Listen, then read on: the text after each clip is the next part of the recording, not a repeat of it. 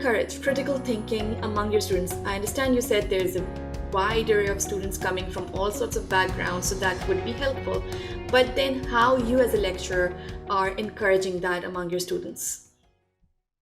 Okay, so I think one of the first ways that I encourage that is to be interactive. So my classes, I try to always structure them in such a way that they're interactive. So I'm not the only one doing the talking. So, talking is going back and forth. Another thing that I did notice during, my introductory psychology classes, and this might get me in trouble with some administrative people at FC, is that if you start using Urdu as well as a medium of instruction, which is something I wasn't comfortable with because I'd also studied psychology my whole life in English.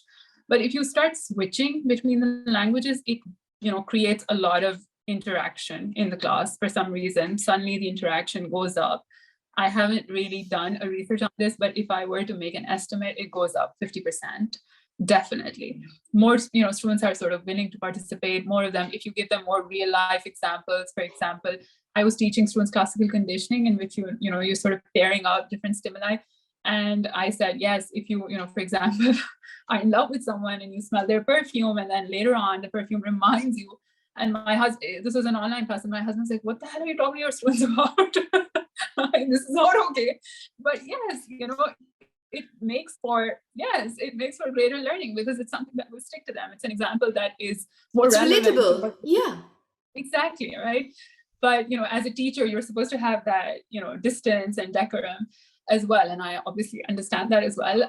However, so critical thinking. Another thing is that I try to make them analyze whatever it is that they're studying.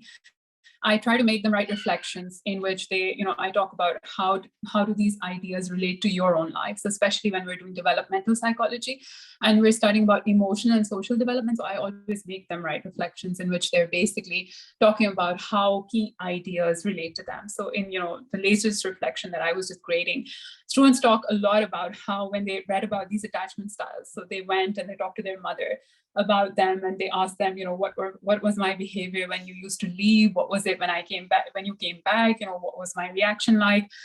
So yes, it's engagement that they're, sort of participating in. And then, sort of designing assignments and quizzes in such a way that they're analyzing more than just, sort of memorizing different concepts. So I always give open book exams, and I usually prefer papers in the place of, sort of exams.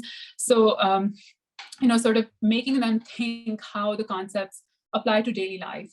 How can they use the concept that they're studying about to change something in the world around them? So how can the concepts that they're studying inform policy? How can they write to a policymaker and say that, this is the sort of policy that should be in place because I, as a student of developmental psychology, have studied that this really works for children. So this is what, these are some of the techniques I try to use. Other than this, I just try to make them analyze it. I just try to talk to them about it in the sense that how do you feel? Do you feel that this applies to your cultural context? Do you feel that this makes sense? And yes, that's pretty much it.